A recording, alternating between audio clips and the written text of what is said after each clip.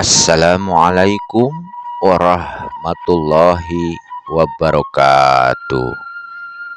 Alhamdulillah mitra tepang dangu deui sareng sim kuring Kang Mulyana dina acara ngadongeng Sunda.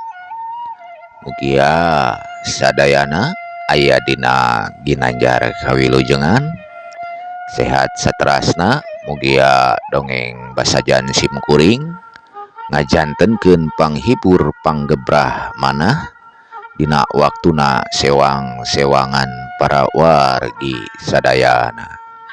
Dina jejer caritaan naraskeun deui dina lalakonna si Kohar Gurat Beunghar seri terakhir, seri panungtungan. Alhamdulillah tamat geuningan mitra dina karangan sim kuring pribadi.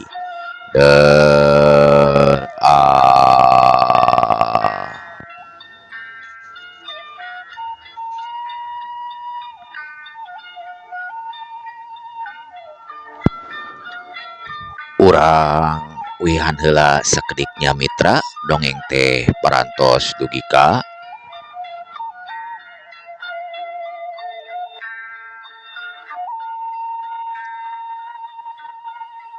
yang kemet geus maruh aya di mana Den Kohar teh. Nyata atos Pak RT, kuring jeung Mang Oding geus ngubek ai lemur mah, tapi teu kapanggih tapak-tapakna acan Pak RT si Kohar teh. Be ka mana atunya? Nyata si Kohar teu aya, Nyi Arum ge teu aya tah kitu Pak RT. Nah, Nyi Arum ge eueuh jang kemet. Sumohon Pak RT dipilarian ka mana ge teu aya. Moal kitu peuting tadi teh aya kalaman anu asup ka imah nyokot bandana Den Kohar. Tuluy we sakalian maok Nyi Arum ku Den Kohar meureunan diudag tah kitu. Sigana mah henteu, asa moal mungkin aya nu asup ka imah mah Pak RT. Soalna di teras hareup buruan imah tapak suku-suku acan tah kitu Pak RT. Atuh pusing kieu carana mah. Kuring ge ngadenge peuting teh mata keung, hujan meuni sakitu gedena. Suara angin mata kadenge tarik katambah ku suara gludug sim buburi nyayan. Mata keung peuting mah yeuh jang kemet. Dugi kadinya lamun telepat mah mitra, kumaha salajengna mitra lalampahanana si Kohar teh. Hayu mitra urang lajengkeun deui, tapi sateu acana diteraskeun. Sumangga anu teu acan subrek channelna RD Mulyana Dongeng, diklik heula gambar loncengna, diklik notifikasina, di like, share, and comment supados sim kuring tiasa teras nyayogikeun dongeng-dongeng anu sanesna. Mugia ku kasayan mitra sadayana anu atos subrek manco ngadangukeun acara dongeng ieu, mugia ditambih-tambih rizkina. Amin amin ya Allah ya robbal alamin. Hapunten mitra, mangga urang lajengkeun deui.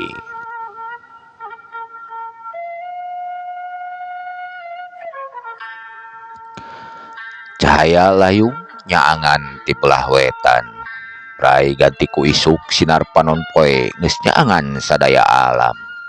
Sora manuk sing rarecet, sora cai kadenge ti walungan ngairan satiap pasawahan. Harita teh di imah Suminta kira-kira jam 7 isuk, Juragan Sari karasa beteungna. Cenah namah arek lahiran atuh Suminta gura-giru kaditu kadieu. Beungeutna sepa teu geunah cicing. Diirah ti tadi keneh anu geus ngageruan bidan nyampak teh geus aya di pangkengna. Singket carita atuh Juragan Sari teh ngalahirkeun budak lalaki. Aki Wikalpa anu ti peuting aya di imahna curing hak paromana ngadadak bungah yen Juragan Sari ngalahirkeun budak lalaki teh. Kitu deui Suminta anu jadi bapana ngerasa atoh lain di kieuna. anu geus mang tahun-tahun ngaharepkeun boga budak teh teu sidikna engklak-engklakan atuh mitra pikeun Suminta mah.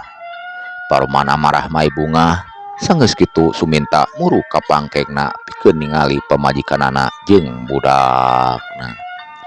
Juragan Sari paromana marah Mai Bunga ningali budak anu dilahirkeun ku manehna nyatana lalaki sarua jeung anu dipiharep Suminta salakina. Bagja mih syukur amih salamet, budak teh salamet. Bari seri leutik Suminta teh dina ngomongna. Nya pi nyatana budak urang teh lalaki kasep deui siga apih irungna bangir. Atuh mih kan api ge kasep lain. Hehe. Bari heureuy kituna teh ka pamajikanana. Sabari diusapan bukna ku Suminta pamajikanana teh. Aki Wikalpa anu keur di luar kamar paromana sura-seri sorangan. Katara sifat jahatna geus aya dina pamikiranana. Terus manehna ngomong na hatena. Laksana aing nyampulnakeun ilmu. Asaku kabeneran aing butuh budak orok lalaki pikeun salatna. Aing teh paduli rek budak Suminta ge nu penting mah kacumponan maksud jeung tujuan aing. Jadi jelema eueuh tandingna di alam bumi ieu. Dipaok bongohna sia ku aing. Kitu gundeman hatena Aki Wikalpa teh anu geus kaancikan setan dina awak.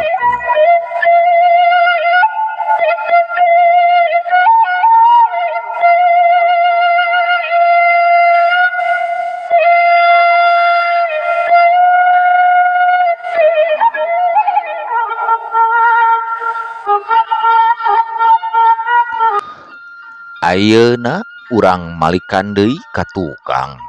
Si Kohar anu mangrupakeun Raden Sentragenta manehna terus ngobrak-ngabrik nagara leuweung cadas. Matak geunyileung jeung aheng atuh eta kajadian teh.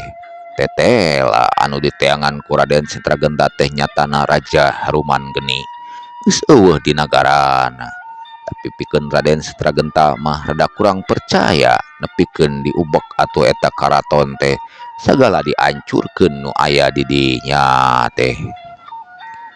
Ayeuna urang caritakeun Raja Haruman Geni anu indit ninggalkeun eta karajaan manehna ngajujuk ka hiji tempat patapaan. Eueuh saurang-urang acan anu apaleun manehna teh. Patih Adipati jeung sakabeh prajurit Haruman Geni kabejakeun tariwas ku Raden Sentragenta. Raja Haruman Geni ngadenge eta kajadian matak ngagedur panas beungeutna peureum huntuna kekerot ambek. Tapi teu bisa majarikeun kumaha. Manehna lain teu hayang ngalawan tapi manehna keur nyampurnakeun elmuna. Tah kitu para wargi sadayana. Ayeuna urang tinggalkeun heula Raja Haruman Geni, urang caritakeun deui Raden Sentragenta. Anu satuluyna mah Raden Sentragenta ngancurkeun eta karaton ku elmuna. Sanggeus katingali ancur atuh Raden Sentragenta ninggalkeun eta tempat rek balik ka lemburna. Kayaan di lembur Karangjati ngarasa kaleungitan ku si Kohar teh. Teu saeutik loba nu ngadoakeun mugi we Den Kohar aya panang tayungan Gusti Allah. Kitu doana jelma salembur teh. Di kajauhan aya nu rentang-rentang datang ka lembur Karangjati teh. Teu sidikna si Konot Curinghak ningali Den Kohar anu lempang teh. Anu satuluyna manehna lempang tarik muru ka si Kohar.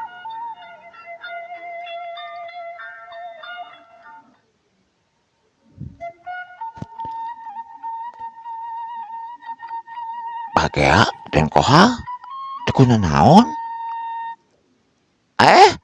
Mana geuningan lot? Alhamdulillah. Uing mah teu kunaon tuh tingali jag-jag uing mah. Syukur alhamdulillah atuh Raden. Jang kemet ayeuna teh ke bayami di imah apa teh ngap-ngap adan sumping tah kitu. Badami masalah naon teh? Ya pakawis aden. Saban kan aden teu aya di bumi. Heeh, ayo atuh urang ka imah Pak RT. Karunya maranehna pasti baringungan kuing. Hehe. Ya ayo atuh aden yuk anu satuluyna si Kohar jeung si Konod laleumpang muru ka imahna Pak RT. Tiap jalan si Kohar pada nanya atuh rada lila di jalana teh. Teu sidikna satiap jalma pada nanya jeung ngajak sasalaman ka si Kohar teh. Urang caritakeun geus nepi wae atuh si Kohar jeung si Konod teh di imahna Pak RT. Sanggeus salampok si Kemet ngamimitian nyarita. Kohar, kamalinaan si laing mah ulin teh. Ulin naon, Met? Panjang cerita nama Met oe. Kumaha tah? Geura buru-buru caritakeun ka uing mah penasaran ye, Lur. Syukur alhamdulillah Pak RT mah nyatanya dan Kohar teh aya dina kaayaan salamat.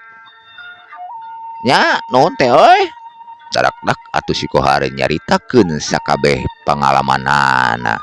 Henteu aya nu diliwat saeutik oge. Teu nyana uing mah Kohar, sugan teh jalma we nyarum teh. Nyatana mah jurig geuningan. Lebar temen we da eta ningali beungeutna mah meuni geulis pisan. Luna maya mah lewat uing karek ningali awewe anu sakitu geulisna siga widadari. Paingan laing masih ganu teresep ti mimiti keneh oge ka nyarum teh. Geus nyaho kitu mah amit dua jadi meringkak bulu punuk ieu teh euy Lur. Matakna ulah hejo awewe teh Met oe. Hejo kumaha? Lamun duit mah kaharti hejo ge atuh Lur euy.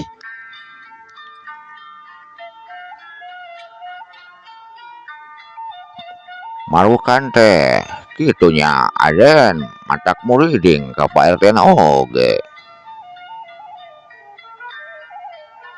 Cek beja cenah nama Lur aki Wikalpa teh aya di imana Suminta. Cek saha cenah Met? Higa siga bakalan aya kajadian naon deui ieu teh? Wayahna kerahkeun deui urang salembur sangkan peuting ayeuna urang ngaronda deui nya Pak RT Mang Oding. Atur we Met jadwal nama. Sumohon siap Mang mah aden. Nya kedah kitu tah aden. Urang-urang ngarasa aman. Urang kudu sigat ulah cineureun. Mohon kedah pisan eta mah Pak RT.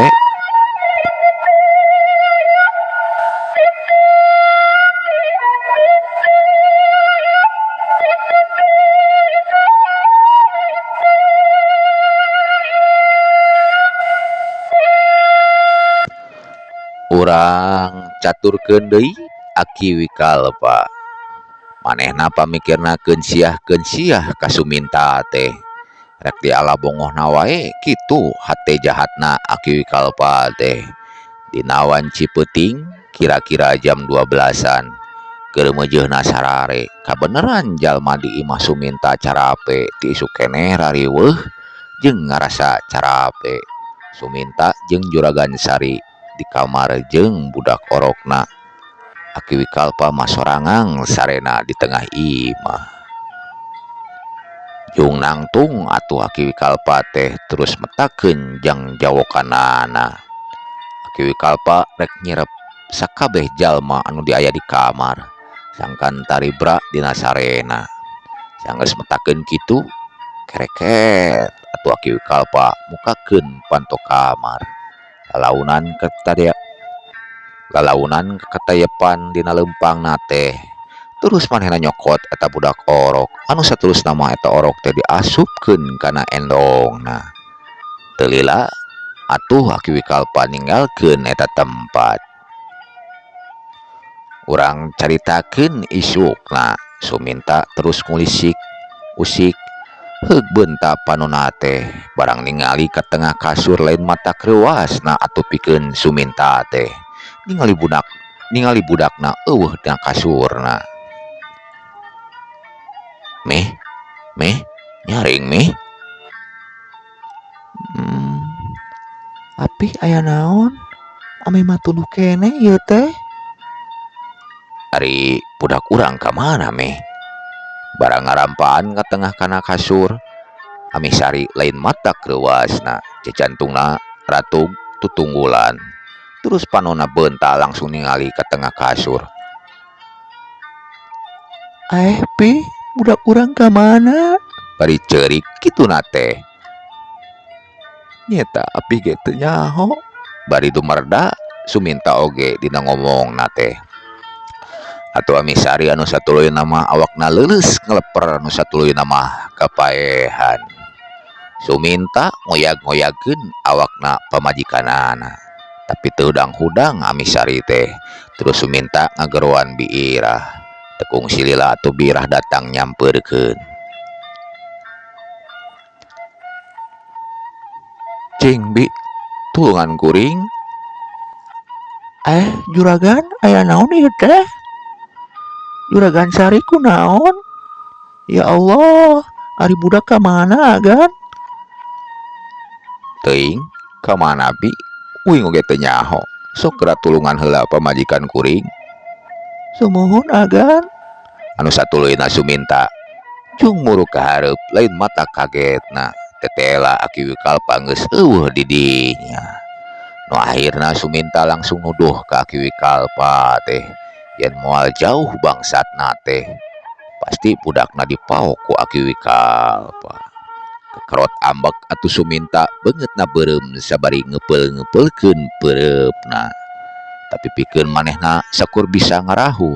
Pamikirna tanaga pikeun ngalawan Aki Wikalpa mah. Anu saterusna Suminta ngajugjug ka imahna Mang Ipin salaku badegana. Urang singketkeun wae caritana. Suminta geus nyaritakeun sakabeh kajadian anu dialaman ku manehna ka Mang Ipin. Mang Ipin ge kaget lain di kieuna atuh. Mang Ipin ngahulang salila-lila soalna manehna geus kasaksian ku panon sorangan. Yen si Aki Wikalpa teh jalma kejem telenges katambah sakti deui.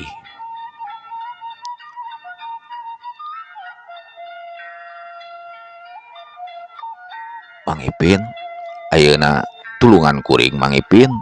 Kuring kudu kumaha? Kieu carana mah Mang Ipin ge teu bisa kukumaha agan.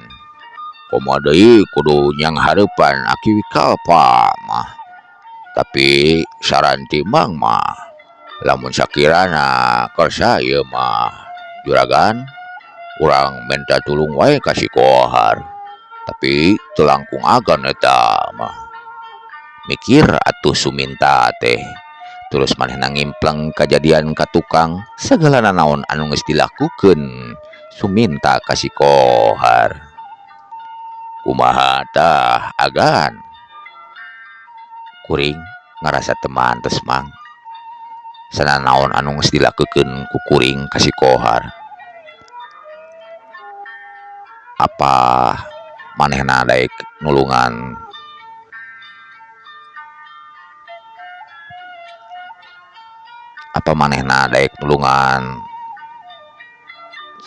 kuring gitu Mang? Cek Mang mah si Kohar jalmana jembar ku panghampura tah gitu agan. Si Kohar teh katelahna ku kabageuranana. Apa pernah si Kohar ngabales ka juragan? Tapi punten-punten ieu mah agan sim kuring sanes kumawani nyarios kitu tah agan. Tapi emang sanyana si Kohar can pernah males ka kuring.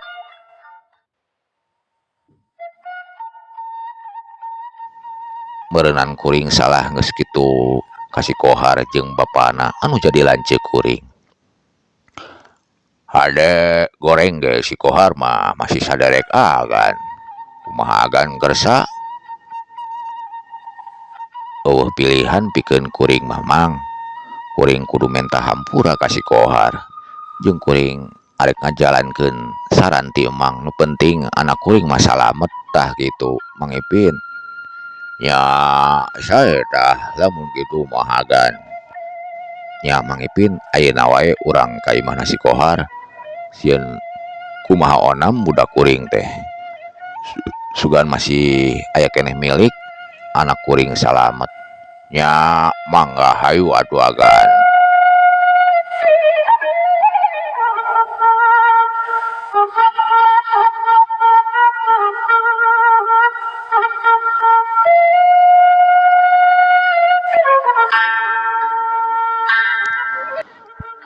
Teu kacaturkeun di jalana atuh Suminta jeung Mang Ipin geus nepi dina buruanana imahna si Kohar. Terus Mang Ipin ngetrok panto barang muka atuh gebeg si Kemet teh ngagebeg reuas tingali anu ngetrok panto. Nyatana aya Suminta jeung padegana. Aya naon ieu teh? Mang jeung arek kasaha ieu teh? Bari ngareret panonna si Kemet ka Suminta bangun kaceuceup jeung sinis dina paromana teh. Jang ari juragan Koharna aya gitu.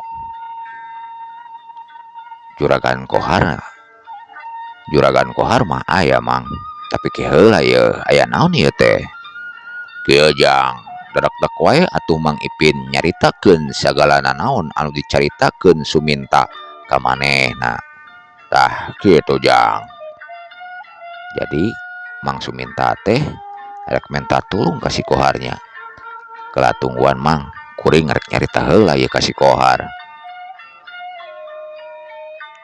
Nya mangga atuh Jang, diantosan ku Mang. Telila atuh si Kemet nyaritakeun ka si Kohar. Tah kitu ka si Kohar teh. Jeung atuh si Kohar jeung si Kemet muruk ka hareup. Sanggeus kitu tuluy Mang Suminta jeung Mang Ipin dititah ka jero. Barang dititah asup ka jero atuh Suminta langsung nyuuh ka si Kohar teh. Mang, aya naon ieu teh? Ya hampura Mang Jang. Mang geus jahat ka hidep. Geus kumawani kitu kieu ka hidep. Mang minta hampura dina kalakuan Mang ka Ujang. Geus Mang, ulah kieu tah hade Mang. Uing geus ngahampura ti anggalna oge. Ka Mang mah anjan rek kumaha oge. Tetep Mang mah Mang kuring adina bapa uing. Geus Mang, ayeuna mah urang tulungan budak Mang heula ya. Kan masalah ieu mah urusan uing, doakeun we sangkan salamat budak teh.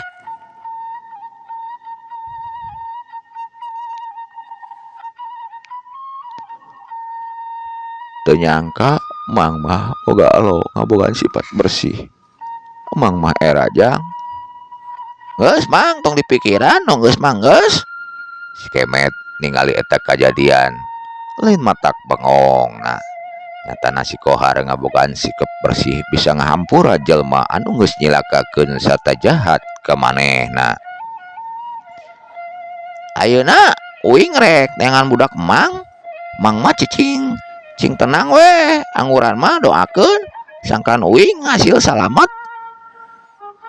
Neangan budakna Mang. Sakali deui Mang mah nganuhunkeun pisan. Nya Mang, ayo met, urang teangan tah aki-aki teh. Siap, ayo lur. Anu saterusna si Kohar jeung si Kemet lempang rek neangan aki wikalpa anu geus jadi ulon-ulonanana dina sagala kajadian.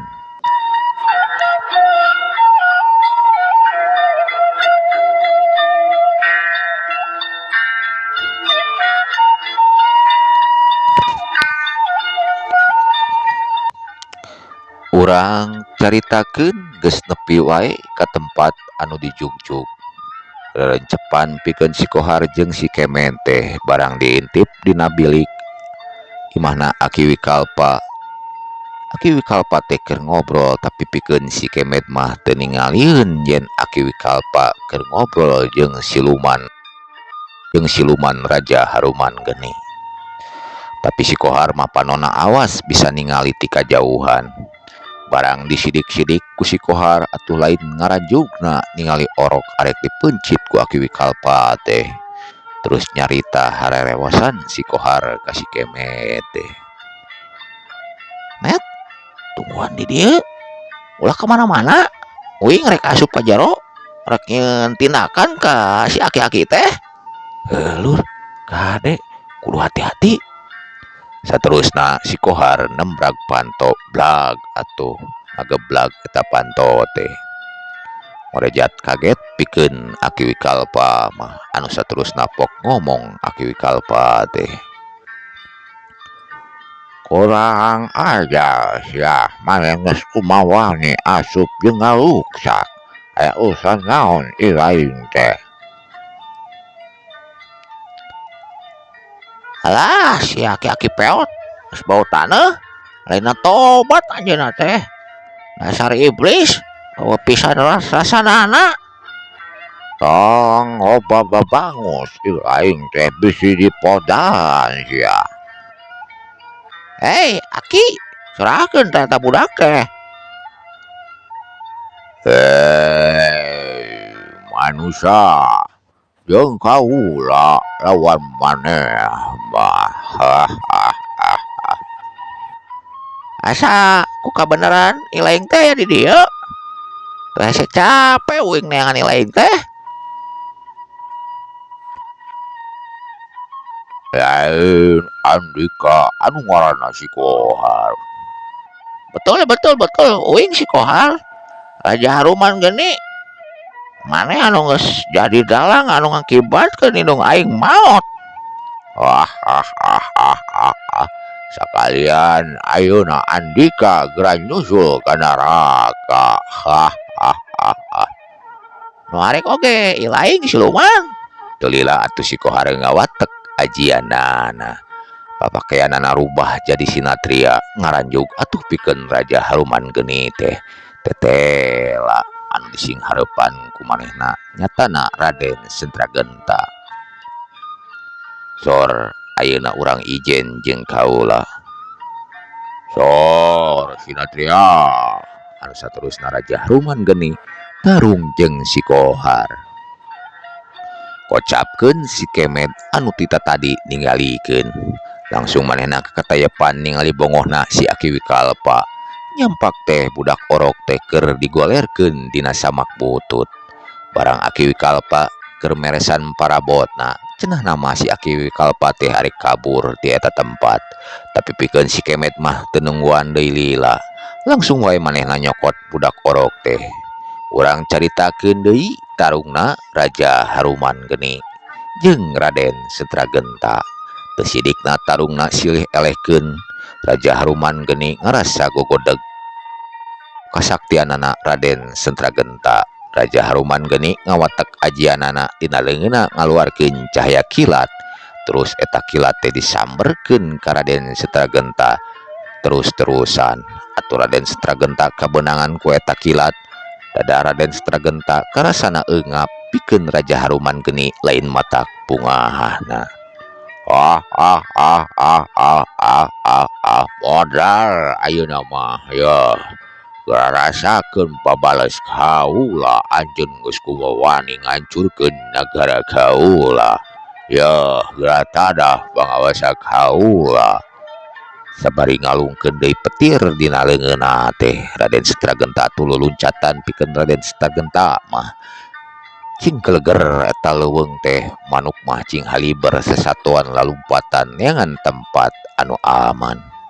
Dila kalilaan atuh Raden Sentragenta kabeunangan deui ku eta petir ajianana Raja Haruman Geni. Ieu waktu panungtungan pikeun Andika Raden Sentragenta.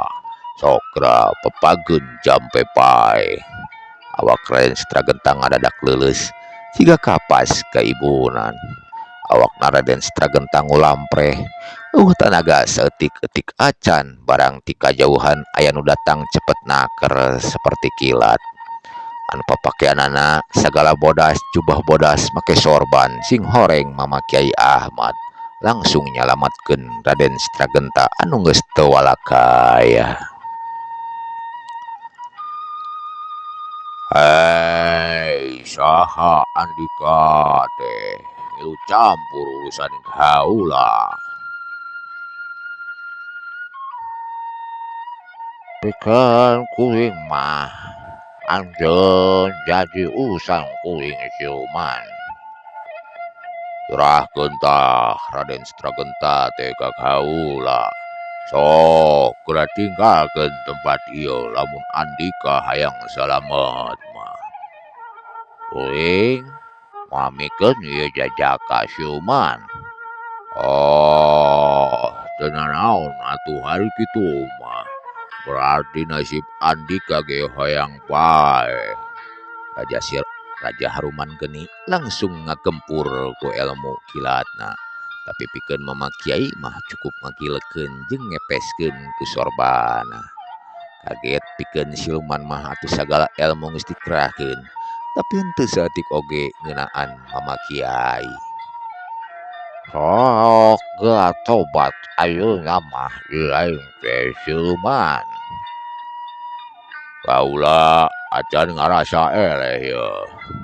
Terus Raja Haruman Geni nyobaan deui elmuna, tetep eueuh nu mati pikeun Mama Kiai mah. Anu akhirna ku Mama Kiai awakna Raja Haruman Geni teh digulung ku sorban bodasna. Anu saterusna ku Mama Kiai wujudna siluman Raja Haruman Geni teh dibawa ka puncak gunung. Terus dialungkeun kana kawah seuneu. Anu akhirna hancur wujudna Raja Haruman Geni teh. Sanggeus kitu Mama Kiai muru deui kana awakna Raden Setragenta terus diubaran ku Mama Kiai teh. Sanggeus cager huniang hudang Raden Setragenta teh hormat naker ka Mama Kiai teh pes atuh wujudna Mama Kiai teh anu akhirna mah ngaleungit. Raden Setragenta langsung ngudag Aki Wikalpa anu keur ngudag si Kemet teh.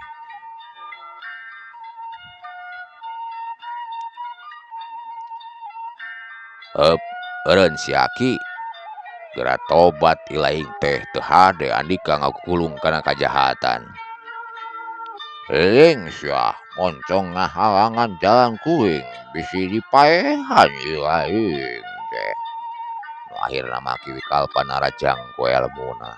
Kitu deui Raden Setragenta langsung metakeun elmuna dibubat babetkeun atuh awakna Ki Wikalpa teh tapi nyaan awakna teh teu keler-keler. Ngadon nyerengeh seuri atuh pikeun si Aki mah. Kaluarkeun sakabeh pangabisa teh. Raden Setragenta terus deui narajang geus make ilmu ieu itu Aki Wikalpa tetep tagen. Nu akhirna mah malahan Raden Setragenta kabeunangan ku elmuna Aki Wikalpa teh. Modal sia Raden. Wah. Awak Raden Setragenta anu satuluy mah kukulitikan ka tukang sababaraha meter. Nya kakak seuri atuh Aki Wikalpa teh. Ye panjungtungan pikeun ilaing Raden Setragenta. Barang Aki Wikalpa arek ngatiuskeun peureupna ka Raden Setragenta geus miheulaan narajang make pakarangna nyaeta haur koneng ku Raden Setragenta teh ngeuna pisan kana tuurna Aki Wikalpa atuh ngoceak Aki Wikalpa teh awakna karasana leuleus siga kapas kaibunan. Satuluyna Aki Wikalpa ngaluarkeun getih lelembaran nasungutna jeung ceulina. Awakna kekejetan yen nandakeun keur sakarat. Satuluyna mah ngaleupaskeun nyawa. Si Kemet kaluar tina panyumputanana. Raden Setragenta anu geus ngarubah deui wujudna langsung nyamperkeun si Kemet Anu saterusna si Kohar jeung si Kemet ka imahna Mangna Suminta arek mikeun eta budak orok teh bungah bungah pisan pikeun Suminta jeung Juragan Sari. Manehna nganuhunkeun pisan ka si Kohar jeung si Kemet. Si Kohar sarua ngarasa bungah ku babalik pikirna Mangna teh tina salah jadi bener. Anu akhirna maranehna harirup rukun jeung papada jalma. Lembur Karang Jati ayeuna mah kawilang aman saterusna mah jauh tina bancang pakeuh. Katambah si Kohar ayeuna mah geus ngahiji rarabian jeung Nyi Rodiah. Maranehanana hirup bahagia satuluyna mah. Tutup lawang si Gotaka dugi kadinya dongeng teh. Apunten anu kasuhun dina salami medarkeun ieu caritaan seueur pisan kakiranganana. Dina babasaan anu lepat bilih aya nami anu kasebat nyuhungkeun dihapunten. Simkuring sejahoyong ngamumule budaya Sunda. Mugia kahibur diantos wae dongeng anu enggal. Salajengna sakali deui nyuhungkeun dihapunten mitra dangu. Atur nuhun. Cag wassalam.